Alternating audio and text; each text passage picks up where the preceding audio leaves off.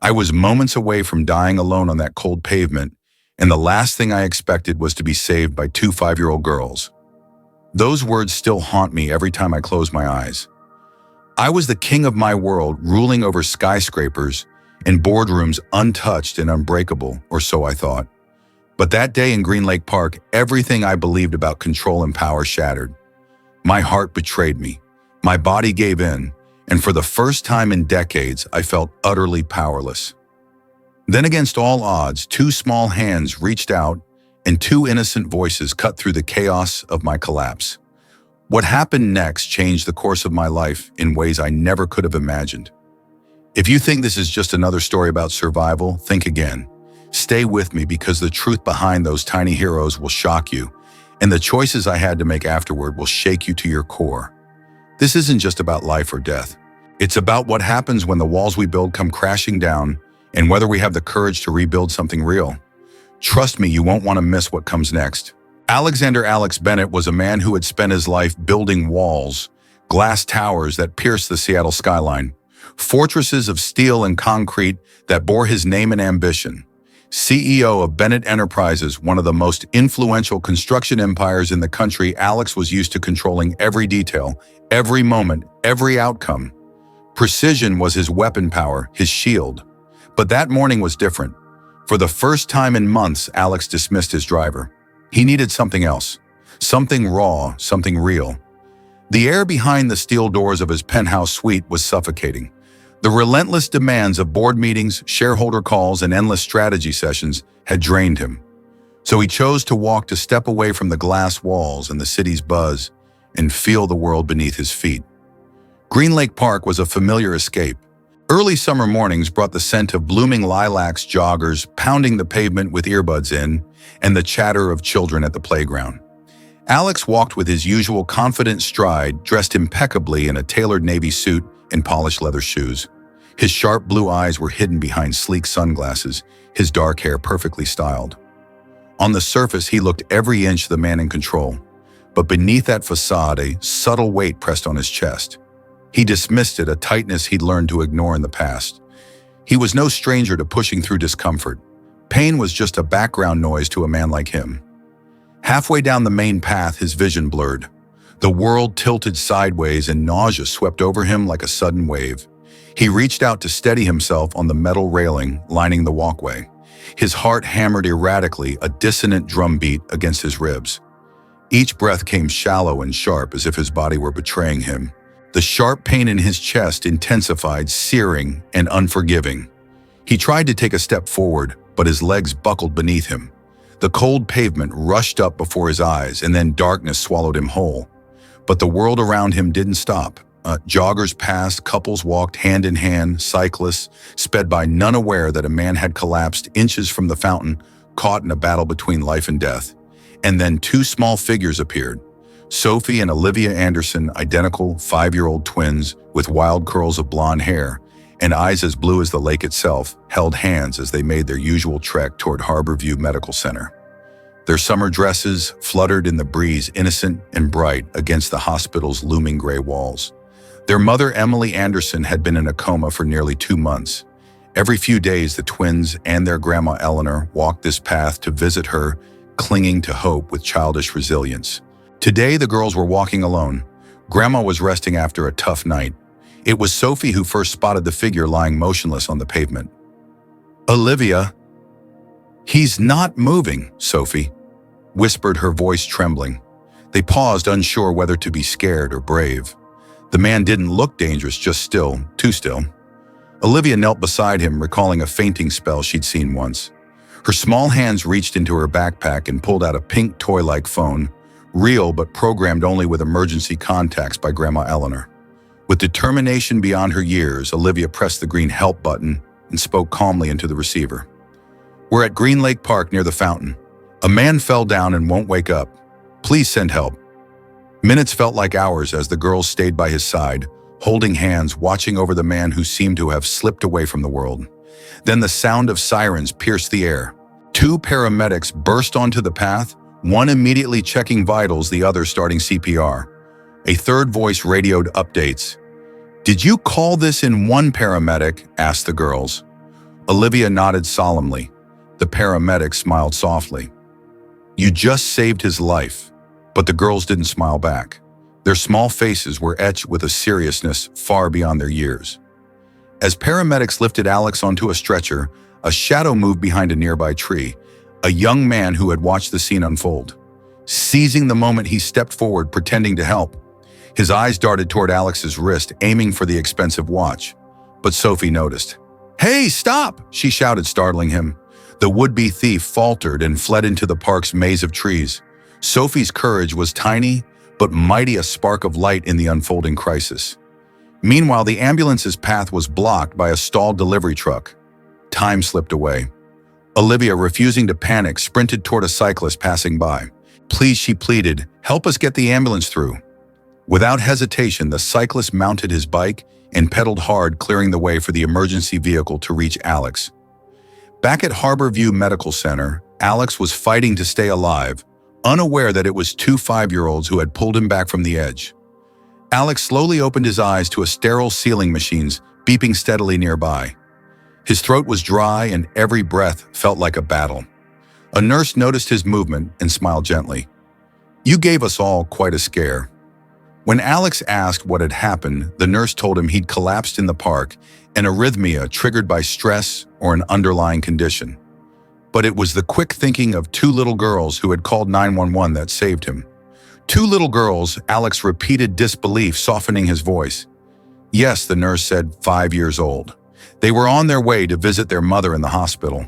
They didn't wait for thanks, they just kept walking. The thought of children taking such responsibility hit Alex hard. In his world of deals and power, emotions were often locked away. Yet here he was, alive because of two strangers who embodied courage without hesitation. As the days passed and Alex's condition stabilized, a new determination stirred within him. This wasn't just survival, it was a chance for change.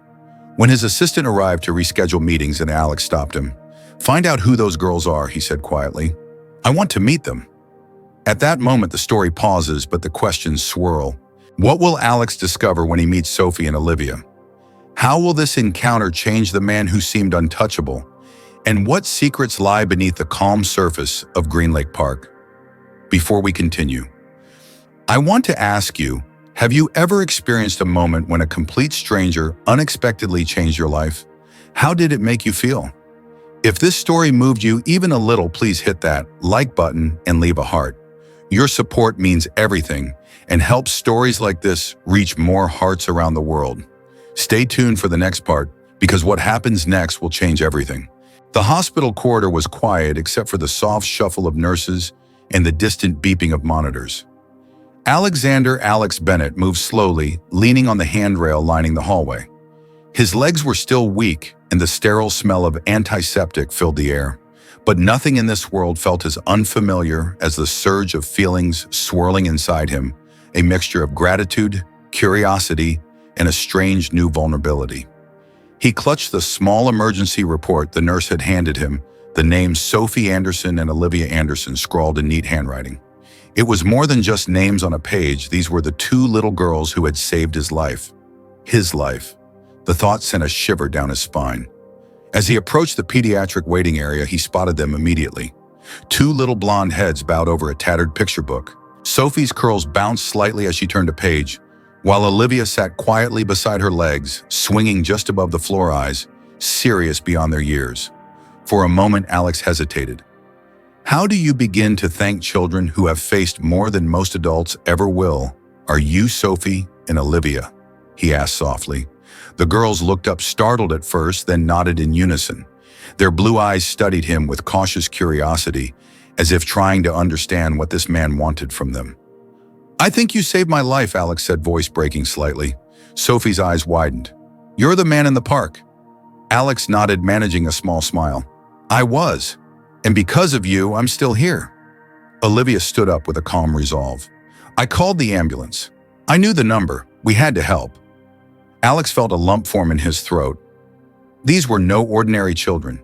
They were warriors who had somehow carried hope through the darkest of storms. For a long moment, no one spoke. Then Sophie pointed down the hall toward a room with the blinds drawn. That's where our mom is. Emily Anderson. She's been asleep for a long time. Alex's heart clenched. He had read the medical files, but nothing could prepare him for the reality behind those words. Emily's condition was grave, and the weight of that truth settled heavily in the room. "I'm sorry," he whispered. Olivia shrugged, but the sorrow in her eyes betrayed the strength in her voice. "Grandma says she might wake up if we keep talking to her." Alex found himself captivated by their resilience, their refusal to let go of hope no matter how fragile it seemed. As he pulled out his wallet, he found a simple card bearing his number. "If you or Grandma Eleanor ever need anything, call me," he said, pressing it gently into Olivia's hand. She looked up, a question lingering in her eyes. "Are you a doctor?" Alex chuckled softly. "No. I build buildings, big ones. But I want to help however I can." Neither girl replied, but the weight of the moment spoke louder than words. As Alex made his slow way back down the hall, his thoughts churned. He had always measured success in contracts signed and towers built. But these girls, they had taught him about something far greater, about presence, about vulnerability, about human connection. Days passed, and Alex's visits to Harborview Medical Center became a fixture. He brought books, puzzles, small gifts, not to impress, but to comfort. Sometimes he just sat quietly, sharing the silence with Sophie and Olivia. But beneath the fragile peace storms were brewing. One afternoon, as he waited outside Emily's room, he overheard a hushed conversation between two doctors. One voice, low and clinical, spoke words that sliced through Alex like a knife. "She's not going to wake up," the doctor said grimly. "We should consider withdrawing life support." Alex's chest tightened. A cold fury bubbled within him, a fire he hadn't known he still possessed. He strode into the room moments later, eyes blazing. "Emily stays," he said firmly. "Not one machine is removed until I say so." The room fell silent. Doctors exchanged uneasy glances, but Alex was relentless. He demanded a second opinion, pushed for advanced treatments, and fought to protect the fragile thread of hope Sophie and Olivia clung to. Behind his calm exterior, a storm raged, the conflict between his ruthless business instincts and the unexpected tenderness blossoming inside him. But the fight was not just medical. News of Alex's involvement with the Anderson family quickly leaked through Bennett Enterprises corridors. Whispers and rumors grew into a tempest of doubt and suspicion. One afternoon, his closest confidant in the company confronted him. "Are you sure this is wise, Alex? People are saying you're exploiting this situation to polish your image. This could ruin your reputation." Alex's jaw tightened. The weight of his empire pressed down on him. Was he just a man seeking redemption, or was he truly committed to these children and their mother? The line between self-interest and genuine care blurred. He wrestled with himself late into the night, haunted by memories of his childhood, luxury cocooned in isolation, a father's absence and a mother's love he barely understood.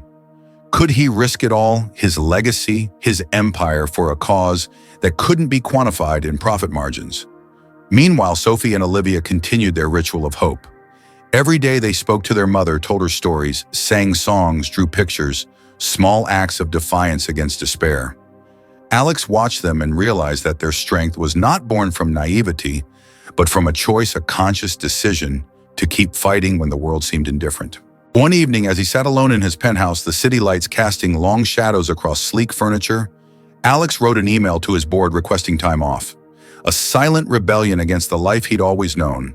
But the real battle was inside the tug between who he had been and who he wanted to become. Would he surrender to fear and doubt retreating behind his glass walls, or would he step fully into this new life, embracing vulnerability as a form of strength? Just when the pressure seemed unbearable, Alex received a call that shattered the fragile peace. Jacob Miller, the man who had abandoned Emily and their daughters years ago, was back, demanding custody of Sophie and Olivia, claiming financial rights, threatening legal battles, stirring chaos. Alex's heart pounded. The ghosts of the past collided violently with the uncertain present. The courtroom would become yet another battlefield. But this time, Alex wasn't alone. He would fight not just for a business empire, but for a family, one forged through pain, hope, and unexpected love. The story pauses here with tension at its peak. What would you do if someone from your past threatened the fragile new life you'd built? How far would you go to protect those you love, even if it meant risking everything? If you're as hooked as I am on Alex's journey, please take a moment to like this video and drop a heart. Your support keeps these stories alive and helps share hope with others. Thank you for being part of this journey. The next part is coming soon, and it promises to change everything. The morning light filtered gently through the hospital blinds, casting soft shadows on the worn floor. For weeks, the rhythm of life at Harborview Medical Center had been a steady beat of hope and quiet determination. But this morning felt different, electric charged with the possibility of change. Alexander Bennett stood just outside Emily Anderson's room, clutching 2 cups of hot chocolate, their familiar ritual, and preparing himself for whatever lay ahead. He wasn't prepared for what greeted him. A nurse met him halfway, her eyes wide with disbelief and warmth. "She's awake," she said softly. Emily opened her eyes about half an hour ago. "She's responsive, blinking to questions, even squeezing my hand," when I asked if she knew her daughter's names. Alex's breath caught. For a moment, the world seemed to hold its breath with him. Inside the room, Emily lay pale, but present, her gaze steady and alive for the first time in months. As Alex approached, she turned her head weakly, locking eyes with him, a silent greeting, heavy with meaning. Tears welled in Alex's eyes. "Hi, Emily," he whispered. "Your daughters never gave up on you." Her lips trembled. She tried to speak, but the words caught in her throat. Alex reached out, taking her hand gently. "Don't try to speak just yet. Rest. You're safe." Outside, laughter echoed, the joyous sound of Sophie and Olivia running down the hallway, unaware of the miracle awaiting them. When the girls entered the room, their smiles faltered, eyes wide with shock and hope. Sophie dropped her stuffed animal. Olivia froze. Then carefully they moved to their mother's side arms, wrapping around her like a fragile shield. "You came back," Olivia whispered, her voice cracking. Emily's fingers trembled through their curls, a quiet promise that this was only the beginning. But miracles often come wrapped in challenges. Emily's recovery was slow and fragile. Speech therapy was a daily struggle, balance wavered during cautious walks, and each progress was tempered by setbacks. Yet every small victory was celebrated as if it were a triumph over the impossible. Alex remained a constant presence, not as a distant benefactor, but as a true member of this healing family. He learned to braid Sophie's golden curls on rushed school mornings, his fingers fumbling but patient. He helped Olivia build birdhouses in the garage, sharing in their dreams of flying someday. The house Alex had once purchased as a quiet retreat by Lake Washington now echoed with laughter, the aroma of baking cookies, and the occasional trail of toys scattered across the floor. One evening, as the family gathered for dinner, prepared by a private chef who had grown fond of the Anderson girls, Sophie insisted on saying grace. Her voice was small but clear. "Thank you for moms who wake up, for men who don't leave, and for cookies that never burn." Everyone closed their eyes, drawn into the simple sincerity of a child's prayer. Later, as Sophie and Olivia built a fort of blankets and flashlights in the living room, Alex and Emily sat quietly on the back patio, the warm summer air wrapping around them like a soft blanket. "Why did you stay?" Emily asked, voice still fragile but steady. Alex looked up at the stars scattered across the night sky. "Because I realized that the life I'd been building was empty, beautiful from the outside, but hollow inside. Your daughters reminded me what it means to be needed, not for money or status, but just for me." Emily smiled softly. They didn't need saving. They needed someone who would stay. Alex nodded, feeling a peace he hadn't known in years. Life didn't suddenly become perfect. There were still battles to fight, legal challenges with Jacob Miller, who had reappeared demanding custody and stirring old wounds. Alex faced the courtroom not as a businessman, but as a protector armed with fierce love and unshakable resolve. He fought not just for legal rights, but to shield Sophie and Olivia from the pain of abandonment and uncertainty. Meanwhile, Bennett Enterprises weathered storms as Alex stepped back from daily operations, entrusting leadership to those he trusted most. The pressure was immense, but Alex's priorities had shifted. The skyscrapers he built now felt less important than the home he nurtured. And Emily, steadily regaining strength, became the heart of their family's new beginning. Together, they celebrated milestones: Emily's first steps outside the hospital garden, Sophie's laughter ringing through the halls, Olivia's endless questions about birds and stars. Through every challenge, the bond between them deepened. One quiet night, as the house slept under a blanket of stars, Alex sat alone on the porch, reflecting. He whispered a gratitude long overdue, not for wealth or success, but for second chances. For the family he had found in the most unexpected place, for the resilience of two little girls who taught him how to love without condition. This was not just a story about survival. It was a story about awakening, about finding strength in vulnerability, about the courage to choose love over fear, and about the extraordinary power of showing up even when it's hard. As the sun rose on a new day, Alex, Emily, Sophie, and Olivia stepped out into the world, a family forged not by blood alone, but by compassion, hope, and unwavering presence. They visited Green Lake Park again, where it all began. Sophie stood with hands on hips, a fierce little general. "You look like a sleeping giant," she teased. Alex laughed. "I felt like one too." Emily breathed deeply, standing steady beside them. "Two tiny girls woke me up. They didn't just wake me up, they saved me." And in that moment, surrounded by love and light, everything felt possible. Before we close this chapter, I want to ask you, have you ever experienced a moment that completely changed your life in the most unexpected way? What does family mean to you when it isn't defined by blood, but by love and presence? If this story touched your heart, please comment below with number 3. If you think it needs more, type number 1. And if you feel it's just okay, type number 2. Also, I'd love to know, where are you watching from today? Drop your country in the comments. If you enjoyed this journey, please don't forget to like, send a heart, and share this video with someone who needs a little hope today. Thank you for being part of this story.